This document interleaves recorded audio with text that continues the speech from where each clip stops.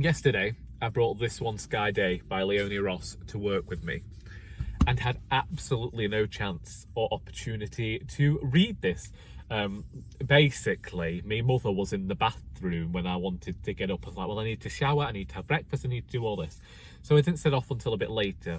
And by the time I got here, I did not get any reading done. And even now, I have only read 44 pages. But I'd say 44 pages is okay for the first day of reading. Nothing's happened.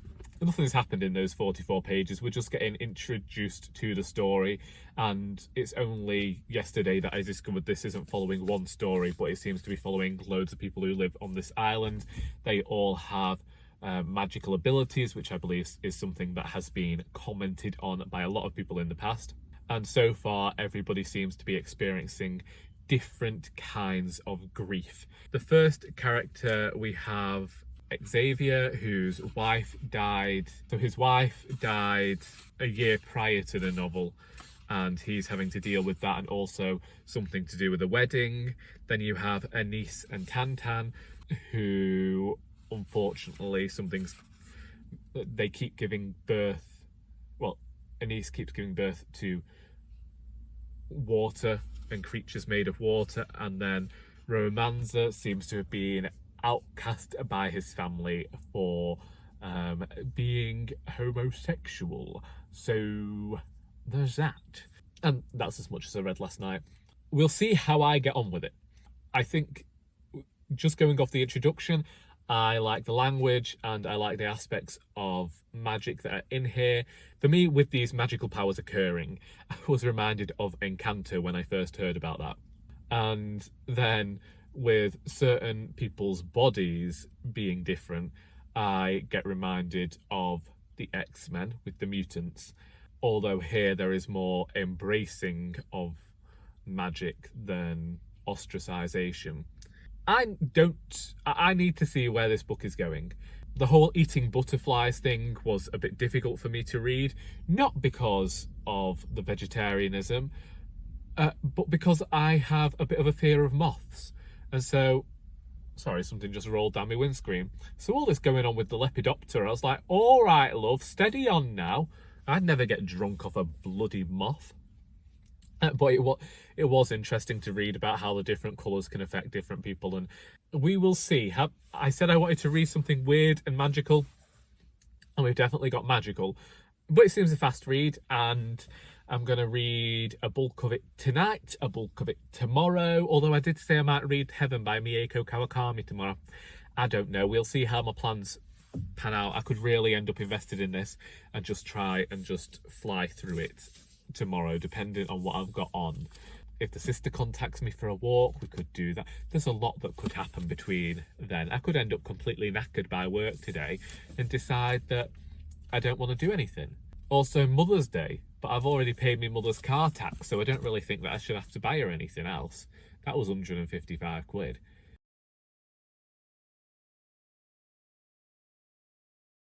I have just finished reading This One Sky Day by Leone Ross, and I want to talk about it, although I don't know whether these can only be seen as initial thoughts, because I cannot yet figure out whether this book is a new favourite or whether it's just a middling book.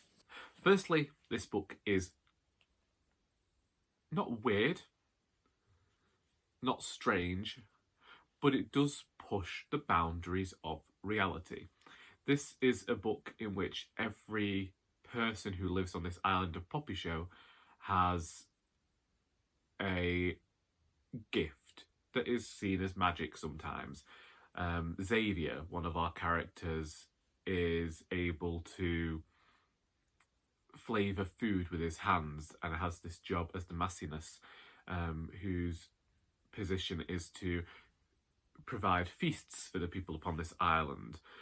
Other characters will have strength cores or bodily things, such as somebody with a tail, the hint that somebody may have wings. Others can tell when a person is lying or not, that sort of thing.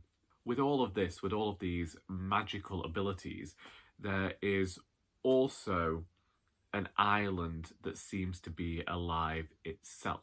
This is a novel that is incredibly vivid, descriptive, and colourful, and can ultimately feel like something of an hallucination as you progress through it. Yet there is still this narrative core, this sleeves are going up now, you know it's getting serious. There's still this usual structure, which I wondered whether would be possible with this novel, because it is set over the one day. It's this book. This is the book that is set over the one day, although it does mention the past and doesn't necessarily have flashbacks, but it does go to show you how characters came to be where they are now. This book is primarily set on the one day. And I also wondered about whether Leone Ross would be able to craft the narrative in such a small, short space of time.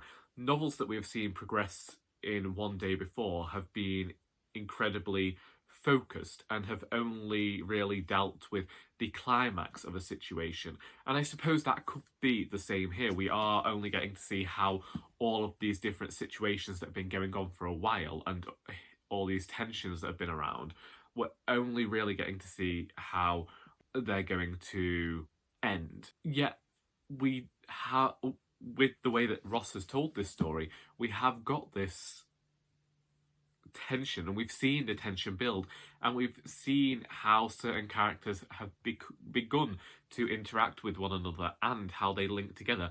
At first, when this happened, it's within the first 100 pages, so when I started reading this and each chapter moved from one character to the next, and then it turned out that the first character was actually related to another character in some way, they had known each other in the past, I didn't know whether I liked that. And I sent a message to Charlie, because one issue that I've had is that this book is due back at the library. And so I was considering DNFing this book because I felt like I was calling it a slog in my mind. But I do think that the first 150 pages of this book can be a bit of a slog to get through. And I don't like, it's not difficult, it's not awful. Like, I really, for the most part, I've enjoyed getting this somewhat absurd tale with these fantastical elements set on this island, almost like the magical adventure stories of your youth. And you're getting to spend this day just envisaging stuff that is completely out of this world, wondering just where the author has managed to pull her ideas from. But again, it is so colourful and so bright and vibrant a island that it felt almost like a joy to be on the island with these people. Of course, these people are actually experiencing severe woes, and if we think about it, that juxtaposition is probably quite fascinating in the grand scheme of things with this novel. As I was reading this novel, I was wondering whether it bears rereading, whether it wouldn't be interesting to go and see whether the author has done any interviews and find out just what inspired her to create this world and why certain things happened within this novel. I suppose it's magical realism, but magical realism told with this very modern narrative voice that keeps moving along, eventually at a rather fast pace. I suppose what I thought was a slog before was really just getting used to the world, and not much happens in the first 100 pages because the author has introduced these 3 different storylines. And again, in that 100 pages, you are really having to figure out how this world works. And similarly to other books that I've been reading this month, it's a case of relaxing into the story and just allowing the story to move along and accepting that it is going to get somewhere in the end. At times I wondered what the author was trying to say, what this was a novel about. Is it a novel about community? Is it a novel about love? Is it a novel about grief? Is it a novel just dealing with the classic huge themes within life. That was another issue for me. Does this novel try and do too much? Or is this the tale of an island? And the grief that these characters are feeling, being in their different situations, is supposed to be, as I've just guessed at, supposed to be juxtaposed by this very violent, not violent, although violent could come into it, this vibrant island. Is the fact that this island seems to be alive and have its own sort of tale supposed to be something like an impending threat, like this idea that you never know what life could throw at you, and the island is being representative of that. So all these people believe that they are in control of their lives and their destinies, and they believe that they have some semblance of control over what's going to happen to them, but the world can come along and take that all away from you in an instant. I don't know, it's inspired a lot of thoughts in terms of character. Everyone is formed in such a way that whilst when we first meet them, they could be experiencing some waves of grief and some sadnesses, there are going to be moments that you read about and think, well, actually, perhaps you aren't the nicest person in the world. Or, whilst they might have done actions that means they haven't always been kind, they've behaved in a way that's fitting to their character, and maybe it's not that they've been unkind, but they have been forgetful, which has led to feelings of neglect from other people. Fully formed, the author goes into everyone's mind so that we can see what their motivations have been for certain behaviours. Some of them have completely abysmal attitudes, and yeah, and basically I'm talking about the main antagonist within this tale.